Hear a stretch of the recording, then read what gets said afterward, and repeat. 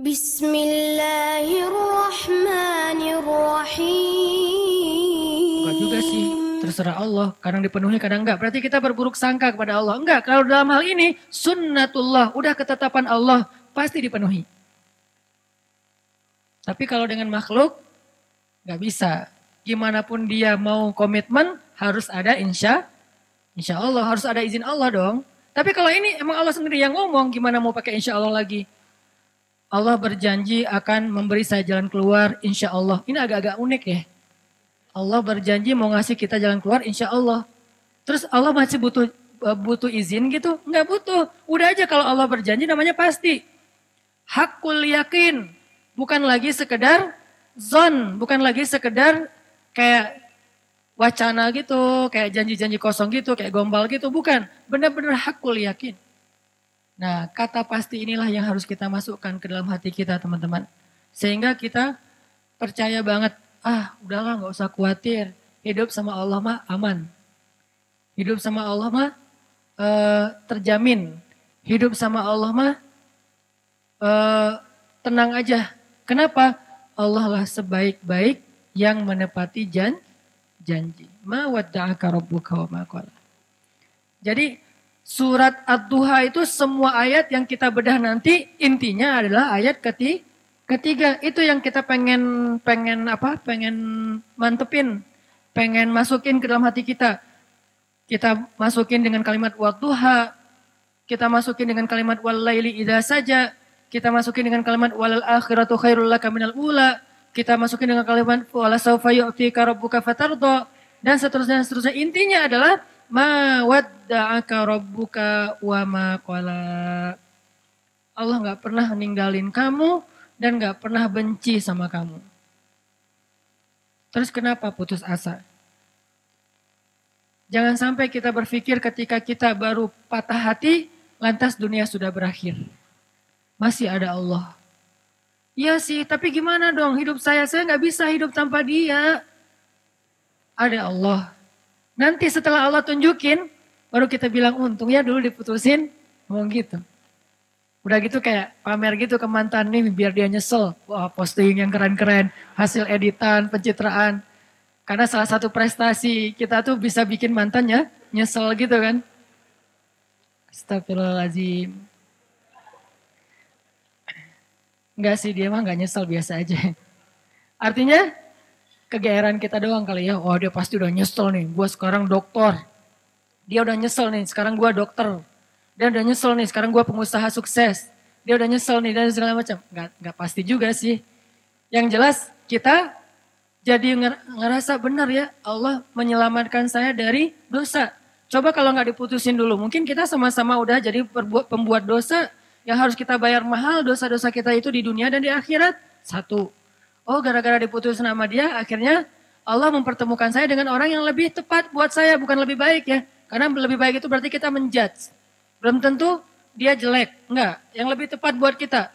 Dan dia juga dikasih yang lebih tepat buat dia. Karena kasusnya banyak teman-teman. Ada kasus seorang ibu yang sakit kanker, dirawat di salah satu rumah teduh yang tempat istri saya tuh, ditinggalkan oleh suaminya.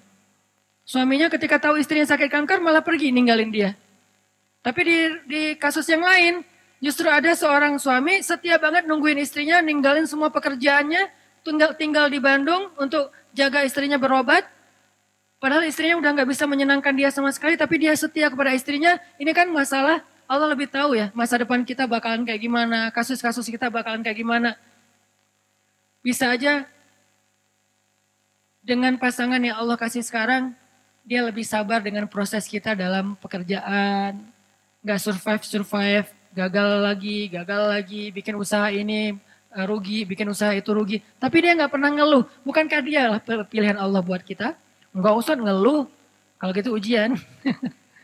Artinya ada aja pasti kebaikan yang kita lihatlah sisi baiknya. Dan itu bukti kalau Allah alam yajidka yatiman fa'awa. Nah sekarang coba alam yajidka yatiman fa'awa ini kita lihat dalam kasus Nabi. Goalsnya sama. Goalsnya supaya kita percaya sama ma wadda'aka rabbuka wa ma qala. Itu intinya ya.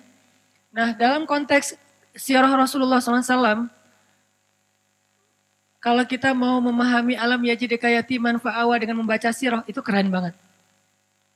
Allah tuh benar banget ngomong alam yajidika yatiman fa'awa. Rasulullah lahir dalam keadaan yatim, Allah lah yang memfa'awakan Nabi. Dengan cara apa? Pertama Allah masukkan rasa cinta ke dalam hati kakeknya. Sehingga kakeknya menganggap Nabi sebagai cucu kesayangan di antara cucu-cucunya.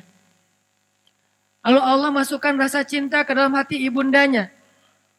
Oh biasa Ustadz, banyak ibu yang gak sayang sama anaknya. Nah sekarang ibunya sayang banget sama anaknya. Aminah sayang banget kepada Muhammad SAW.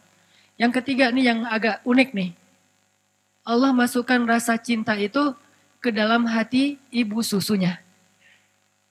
Halimah dari Bani Sa'di atau Sa'diyah namanya. Halimatus Sa'diyah. Kan ceritanya Halimah tuh mereka dari kabilah Sa'di itu, dari orang-orang pedalaman, biasanya suka ada musim kerjanya, suka ada kerja musiman. Nah kerja musiman itu apa? Nyusui anak-anak orang terpandang di kota Mekah. Sehingga beberapa cewek dari Bani Sa'di itu, pada musim menyusui, mereka datang, yang mereka udah bisa menyusui, mereka datang ke Mekah, mencari anak-anak orang terhormat di Mekah untuk disusui. Tujuannya dua. Satu, mendapatkan bayaran dari profesi itu. Kedua, bisa mengikat hubungan kekeluargaan antara keluarga si perempuan ini dengan keluarga bayi tersebut yang ayahnya adalah kepala kaum. Itu tujuan menyusui pada masa itu. Dan kalau sudah diikat persaudaraannya jadi kayak koalisi gitu, jadi geng gitu kan. Kalau ada sesuatu yang terjadi kepada keluarga ini, nanti yang akan ngebelain mereka itu adalah kabilah yang mereka sudah punya hubungan tadi tuh. Mu'akhad namanya atau punya kayak perjanjian gitu. Nah, ketika perempuan-perempuan, cewek-cewek dari Bani Sa'di datang ke Mekah, di antara mereka ada Halimah, mereka kan nyebar tuh. Sesuai dengan rekomendasi dari temannya, yang kenal dari sebelumnya, punya link apa segala macam. Datang ke rumah-rumah orang-orang terpandang di Mekah, terus cewek-cewek itu pada satu persatu mendapatkan bayi untuk disusui. Ada yang dapat bayi dari anak orang kaya, ada yang dapat bayi dari anak pemuka kaum, ada yang dapat bayi dari seorang anak yang dermawan, apa ada segala macam, banyak lah. Pokoknya banyak keuntungan. Kecuali Halimah. Ketika yang lain udah dapat bayi-bayi keren, kamu dapat siapa? Saya dapat anak kepala suku itu. Wah beruntung sekali kamu. Berarti keluarga kamu sekarang punya ikatan dengan suku yang paling kuat. Kan keren ya. Pertama bangga, kedua gak ada yang berani dengan keluarga ini. Karena dia punya link kepada kabilah yang kuat. Kayak gitu berlaku dulu tuh. Terus kayak apa istilahnya ya? Zimmah. Nah saya baru ingat. Zimmah. Jadi punya jaminan dari keluarga itu. Jadi gak ada yang berani. Terus kalau kamu dapat siapa? Saya dapat anaknya Fulan. Wah anak orang kaya dong, dibayar gede dong. Alhamdulillah kalau bahasa sekarang, untung. Tapi giliran Halimah ditanya, kamu dapat siapa? Muhammad. Muhammad siapa? Ayahnya udah wafat. Hah kamu ngambil anak yatim? Terus yang bayar siapa? Gak ada. Hah kasihan banget sih kamu gitu kan ya kalau bahasa kita ya. Halimah diantara ibu-ibu susu yang lain seolah-olah kesannya dapat yang paling tidak menguntungkan. Tapi ternyata kebalikannya. Kenapa Halimah kok memilih Muhammad di antara banyak anak bayi yang ada di Mekah? Karena begitu ngelihat Muhammad, Halimah langsung jatuh hati. Itu namanya fa'awa. Allah yang menjadikan Halimah jatuh hati kepada Rasulullah. Langsung jatuh hati. Akhirnya Halimah gak peduli anak ini yatim atau enggak, gak peduli dibayar apa enggak, gak peduli keluarganya kuat, kabilahnya atau enggak. Yang jelas saya sayang banget sama anak ini. Itu yang Allah lakukan dengan Halimah. Dipeluk oleh Halimah, bahkan Halimah memperlakukan Nabi Muhammad kecil lebih baik daripada ibu-ibu susu lain memperlakukan bayi mereka karena dibayar, karena profesional. Kalau ini bukan profesional, ini cinta. Lebih dalam daripada sekedar profesi. Dan kayak gitulah cara Allah melindungi Rasulullah. Seandainya Rasulullah punya harta waktu itu, seandainya ayah Rasulullah masih hidup waktu itu, maka Rasulullah mungkin akan dititipkan kepada ibu susu profesional. Tidak sekeren Halimah.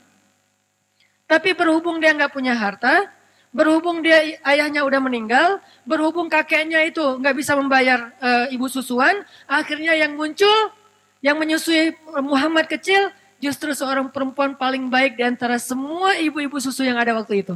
yang paling ikhlas, yang paling tulus, yang kasih sayangnya paling besar, yang paling sayang kepada Rasulullah karena nggak ada motif yang lain. Ini cara Allah tuh keren banget ya. Syukran ya Rabbi, syukran, hadaita qalbi, syukran.